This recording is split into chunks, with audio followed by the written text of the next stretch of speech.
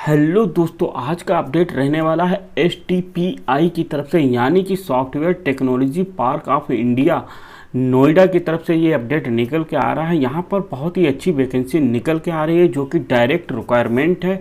यहाँ पर जो वैकेंसी निकल के आ रही है तो उसके लिए आपके पास क्वालिफिकेशन में इलेक्ट्रिकल या इलेक्ट्रॉनिक्स या IT कंप्यूटर से डिप्लोमा होना चाहिए या डिग्री होना चाहिए। और साथ ही अगर आप जो A ग्रेड का जो कंप्यूटर एप्लीकेशन का जो कोर्स होते हैं वो आपने कर रखे हैं वो होना चाहिए। यहाँ पर कुछ वैकेंसी उनके लिए भी हैं जो डायरेक्ट जिन्होंने कोई भी डिग्री कर रखी हो, जैसे अगर आपने टेक्निकल डिग्री कर रखी हो, नॉन टेक्निकल डिग्री कर रहे हो, यहाँ पर उनके लिए भी वैकेंसी है।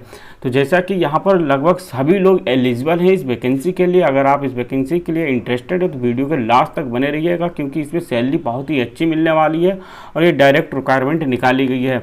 जैसा कि आप देख पा रहे हैं, हम STPI की होम पेज पे आ चुके हैं। यहाँ पर जब आप देखेंगे कि इसके करियर ऑप्शन पे आप क्लिक करेंगे तो आपके सामने कुछ, यहाँ पर जब करियर ऑप्शन पे क्लिक करेंगे तो आपके सामने कुछ इस तरीके का इंटरफेस ओपन होके आएगा। यहाँ पर जो एडवर्टाइजमेंट है पहले मैं आपको पढ़ के बताता हूँ, फिर अप्लाई करने का पूरा तरीका बताता हूँ। यहाँ पर जो वैकेंसी निकल के आ रही है वो group A S&T and non S&T vacancy निकल के आ रही है, जो assistant A third, assistant A second, member technical support staff के लिए निकल के आ रही है। तो हम नोटिफिकेशन की तरफ आते हैं, जो कि software technology park of India की तरफ से निकाला गया हुआ है नोटिफिकेशन। जैसा कि आप देख पा रहे हैं, यहाँ पर जो वैकेंसी निकाली गई है उसका पोस्ट कोड आप ES5 की वैकेंसी को देख लीजिएगा। यहाँ पर नेम ऑफ पोस्ट जो रहने वाली है, मेंबर टेक्निकल सपोर्ट स्टाफ की वैकेंसी रहने वाली है, जो ES5 के नाम से निकाली गई है। यहाँ पर जो आपको सैलरी मिलने वाली है वो 35,400 से लेकर 1,12,400 रुपया मिलने वाली है। और एज की बात कर लेते तो यहाँ पर 56 ईयर मैक्सिमम एज मांगी गई है। और यहाँ पर number of post and location जो आपकी रहने वाली है, 2 पोस्टें निकाली गई हैं। रिजर्व भुवनेश्वर की एक, out of 2 post 1 post is reserve for autism, और भुवनेश्वर की पोस्ट निकल के आई। मोड ऑफ रिक्वायरमेंट यहाँ पर देख पा रहे हैं, ट्रांसफ़र या ऑब्जर्वेशन या डायरेक्ट रिक्वायरमेंट निकल के आई है। क्वालिफिकेशन की बात कर लेते हैं तो 3 ईयर डिप्लोमा इन इलेक्ट्रॉनिक्स होना चाहिए, या कंप्यूटर में डिप्लोमा होना चाहिए, या IT से डिप्लोमा होना चाहिए, टेलीकम्युनिकेशन में डिप्लोमा होना चाहिए, या आपने bachelor degree in electronics computer application IT से कर रखा हो तो आप यहाँ पर एलिजिबल हैं। वही बात कर लेते हैं, अगर आप DOEC के A लेवल सर्टिफिकेट है आपके पास और साथ ही आपने 2 साल का एक्सपीरियंस है, तब भी आप इस वैकेंसी के लिए एलिजिबल हैं। बात कर लेते हैं, यहाँ पर holding analogue post regular basis पर रहने वाली है, having 3 year regular services level, मतलब आपको 3 साल रेगुलर यहाँ पर काम करने है, जो कि आपका लगभग 29,200 से लेकर 92,300 रुपये लेवल की सर्विस यहाँ पर मांगी गई है। यहाँ पर बात कर लेते हैं सेकेंड पोस्ट की, जो A3 नाम से निकाली गई असिस्टेंट A3 की पोस्ट है। इसके लिए भी मैक्सिमम एज यहाँ पर 56 ईयर रखी गई है। वही डायरेक्ट रिक्वायरमेंट बेसिस पे 34 ईयर रखी गई है। वही बात कर लेते हैं, भुवनेश्वर में ये भी पोस्ट रहने वाली है, एक इसकी नोएडा में रहने वाली पोस्ट है। क्वालिफिकेशन में ग्रेजुएट इन एनी डिसिप्लिन, यहाँ पर सभी लोग एलिजिबल हैं जिसके पास डिग्री है, और लेकिन with 2 year experience in the field of personal administration, finance, vigilance, या post graduate in any discipline from recognised university 1 years field personal administrator, मतलब अगर आप पोस्ट ग्रेजुएट है तो आपके पास 1 साल का एक्सपीरियंस होना चाहिए, अगर आप डिग्री आप लगाएंगे तो 2 साल का एक्सपीरियंस होना चाहिए।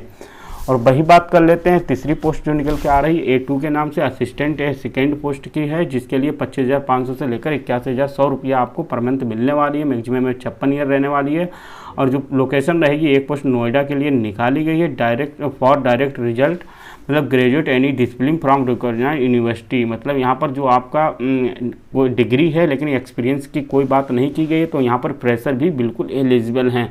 साथ यहाँ पर 6 मंथ का सर्टिफिकेट कोर्स कंप्यूटर ऑपरेशन का मांगा गया है। अगर आपके पास है तो आप यहाँ पर लगा दीजिएगा, लगभग सभी के पास आजकल कंप्यूटर कोर्स होता है तो लगा दीजिएगा।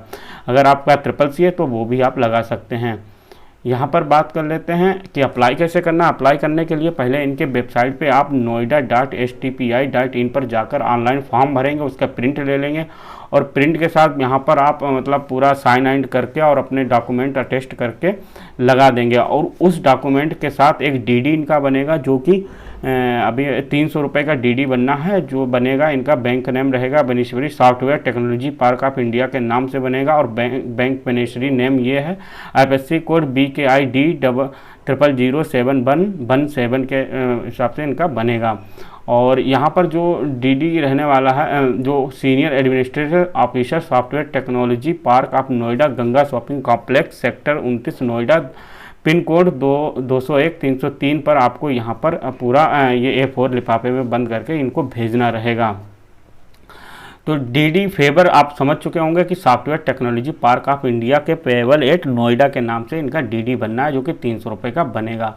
सिलेक्शन प्रोसेस की बात कर लेते हैं। तो यहाँ पर अगर सिलेक्शन प्रोसेस रहने वाला है, आपका एक एग्ज़ाम होगा जो कि लॉजिकल एनालिटिक रीजनिंग, और आपका उसके हिसाब से जो एग्ज़ाम रहेगा उसके हिसाब से यहाँ पर आपकी मेरिट बनेगी, फिर आपका सिलेक्शन रहने वाला है। लास्ट डेट ऑफ रिसिप्ट मतलब 9 अप्रैल का एडवर्टाइजमेंट निकाला गया है, जो कि 45 दिन के तक ये मान्य रहेगा, यानी कि लास्ट डेट आपकी रहेगी 6 मई 2022 तक। यहाँ पर आपको एप्लीकेशन फिल करके यहाँ पर पहुँचाना रहेगा। और बात कर लेते हैं कुछ टर्म एंड कंडीशन की, जो आप पूरा पढ़ लीजिएगा अगर आप इस वैकेंसी के लिए इंटरेस्टेड हैं। तो यहाँ पर पूरा दिया हुआ है कि किस पोस्ट के लिए क्या रिटर्न एग्ज़ाम दिया गया है, कि कहाँ पर कितने नंबर मांगे गए हैं।